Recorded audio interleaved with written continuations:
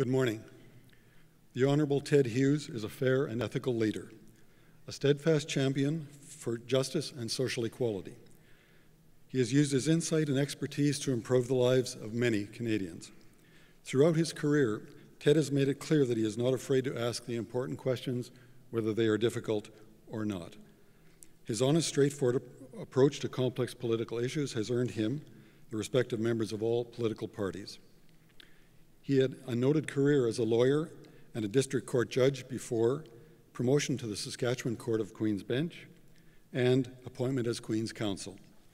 His career then led him to step down from the bench and take up the role of legal specialist for BC's Attorney General before being appointed Deputy Attorney General in 1983. Perhaps what he is best known for, however, is his work on various investigations and commissions of inquiry. Notably, in 2005, the BC government asked him to examine the province's method of reviewing child deaths. His reported significant challenges in the child welfare system and made a number of recommendations for change, which led to the creation of the Office of Representative for Children and Youth. His devotion to public service also includes leadership roles in healthcare. He has acted as chair for various hospital boards and healthcare organizations, in addition to serving terms as president of the Saskatchewan Healthcare Association and the Canadian Hospital Association. He also actively advocates for the Victoria homeless, acting in 2008 and 2009 with the Mayor of Victoria as co-chair of the Greater Victoria Coalition to End Homelessness. Ted's substantial impact on the local community and across provincial lines is something for others to aspire to. He has been recognized as an officer of the Order of Canada, among many other honors.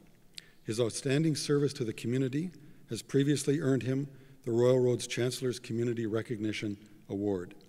For his leadership and commitment to justice and healthy communities in BC and beyond, Royal Roads is honored to present Ted Hughes for the honorary degree Doctor of Laws.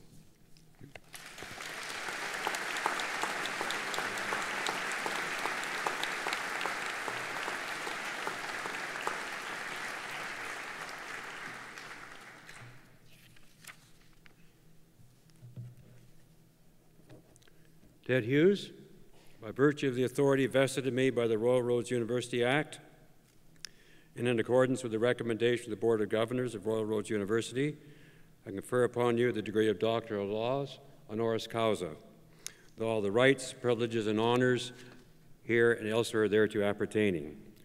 Dr. Hughes will now be hooded by Dr. Stephen Grundy, Vice President, Academic, and Provost.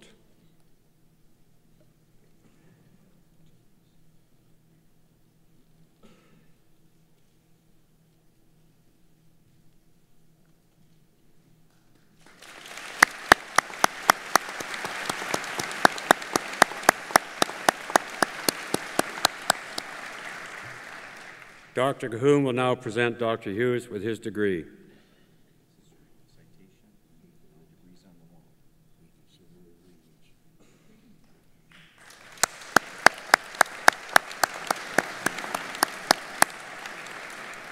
It is now with great pleasure that I call upon Dr. Hughes to deliver his convocation address.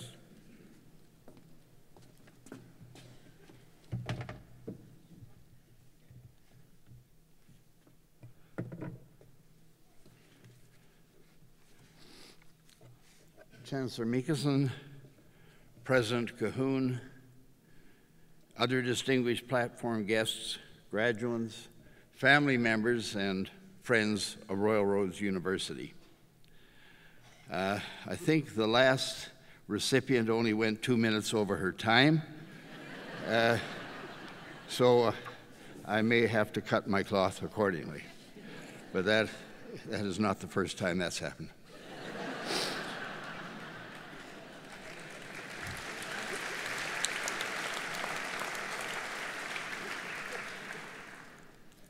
My first words must be those of appreciation to this university for the honor it has bestowed on me today and for the very generous words of introduction. An honor such as this is never sought and is always in the hands of others to determine that it's deserved. I am deeply grateful, as I say, for this honor, and doubly so because of the recognition of the achievements of my wife, Helen, who I hope, as I say, has left me with sufficient time to get my message before you. I offer my sincere congratulations to the graduates of today. Each one of you has worked hard to reach the goal that you set for yourselves when you first enrolled at Royal Roads. Equally deserving of congratulations are your family members and others who've been with you every step of the way, often at some considerable sacrifice. I know something of what I speak because I have been involved in convocation ceremonies as a graduate, as a parent, and as a grandparent. Many years ago, a former governor of New York was asked to give a convocation speech, and he opened by saying this: "Convocation speakers should think of themselves as the body at an old Irish wake. They need you in order to have the party, but nobody expects you to say very much." Well,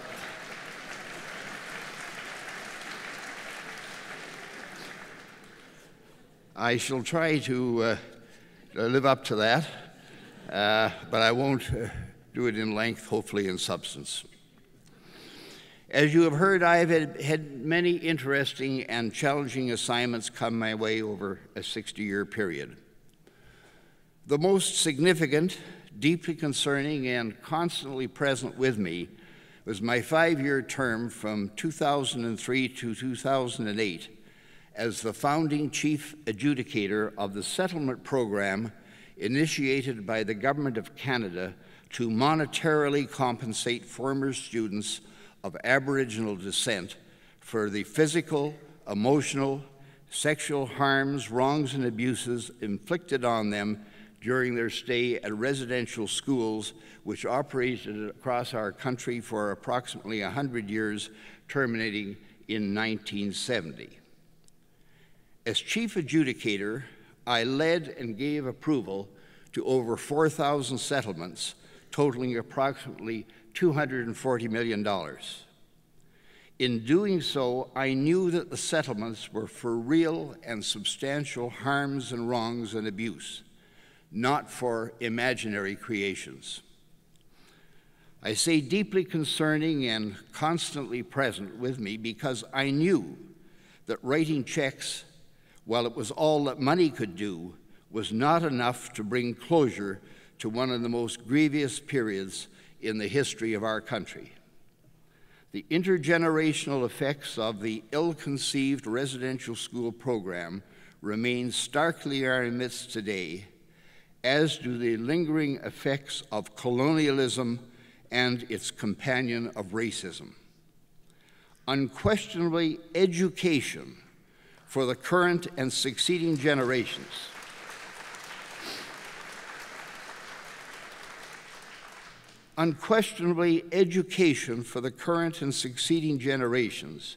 is a key component to what must be the long-term objective of each one of us in putting these sins of the past behind us. This university, mindful of the Coast Salish history of the land on which it is situated, land where the Coast Salish people, as gatherers used to, all those years ago, used the property as a gathering place, this university understands and has been proactive in contributing to the educational needs of Aboriginal students and opening opportunities for them. Those of you who graduate today are receiving your certificates and degrees from what President Cahoon has correctly described as a world-class post-secondary institution that is innovative and responsive to our learners, their communities, and the labor market needs of BC and beyond. Indeed, Royal Roads University is all of that and much more. And that is why you, as graduates today, and Helen and I, are proud to be entering the ranks of the alumni of this vibrant university community that offers those eager to learn such varied opportunities. The evidence of those opportunities is seen in the innovative degrees being awarded today, the uniqueness of which is unequaled in other learning institutions across this country. The opportunities that this university makes available are geared to the real world into which you are graduating and are relevant to the needs of the worldwide communities into which you will disperse following your achievements of today. In keeping with the innovative and unique niche that this university has so carefully crafted, it has identified as one of its goals designing customized training and describes it in this way. Royal Roads believes that for education to be meaningful, there needs to be a progression of educational opportunities and support for Aboriginal members and their communities.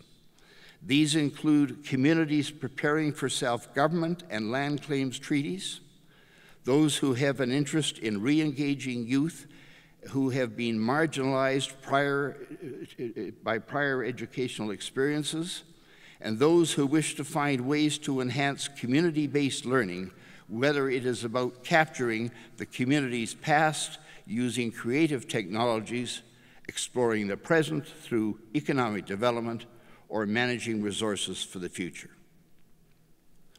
As a result of offering programs and courses that achieve that objective, there are today hundreds of students of Aboriginal descent who are alumni of this university. And soon there will open on the ocean front of this beautiful campus a gathering place in the form of an Aboriginal Learning and Cultural Center that will bring First Nations leaders and community members together with Aboriginal and non-Aboriginal students, faculty, and friends, sharing and learning about the culture, history, and practices of First Nations.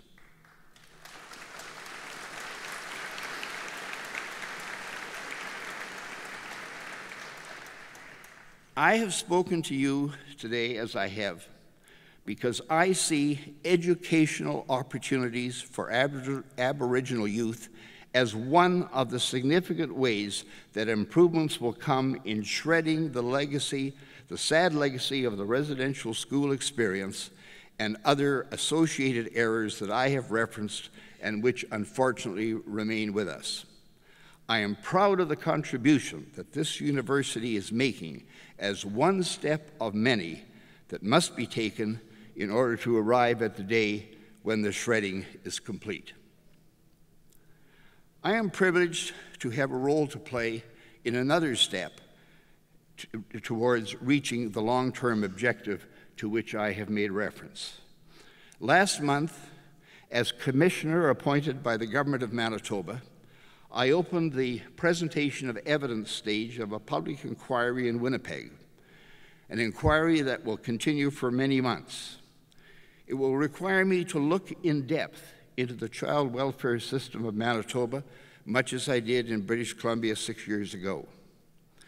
In her opening statement in the public session on September the 5th, my commission counsel advised me that the most recent statistics show that of approximately 9,000 children in care of the government of that province, approximately 8,000 of them are Aboriginal. I will have the opportunity to explore why this unacceptable balance exists, and more importantly, what can be done to gradually bring the balance to the level where it proportionately should be. That exploration will involve a look at the underlying social conditions which result in children requiring the protection of the state. I believe those conditions to include poverty, limited economic and employment opportunities, inadequate housing, homelessness, and substance abuse. My experience over recent years indicates to me that the roots of these issues, which confront so many in our Aboriginal population, can often be traced to the century-long residential school program and the factors that were responsible for its formation in the first place. I expect that what I will recommend with respect to Manitoba will have relevance and application to British Columbia and some other provinces where the proportion of which I speak is unacceptably also out of balance. Indeed, just weeks ago, the representative for children and youth in our province, issuing her annual report, indicated that the statistics were somewhat similar here in British Columbia. Just as this university has seized the opportunity of making innovative and practical education choices available to Aboriginal students seeking a post-secondary education, so do I see my current assignment as an opportunity, and that is because of the potential it holds for me to make recommendations that will bring improvement in the lives and well-being of so many others. I believe I have some track record of holding the feet to the fire of those to whom I make recommendations that requires actions by them, usually the government that has invited my involvement. This opportunity and others that I have had would have not have come to me without the university education I received 60-plus years ago. For that, I am most grateful, as I am sure the graduates of today are grateful for the worldly experience they have had here at Royal Roads. The world will be a better place, and you will be better for it if you work what you have put to work what you have learned here in a way that will lead to improvement in the lives of others.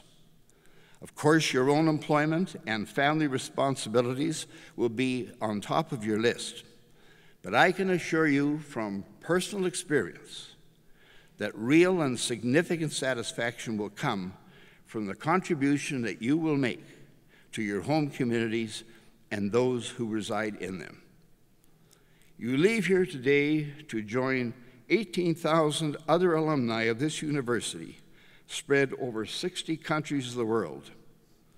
I charge you to be proud of your achievement and of this university that has given you the opportunity to lay the groundwork for your future success.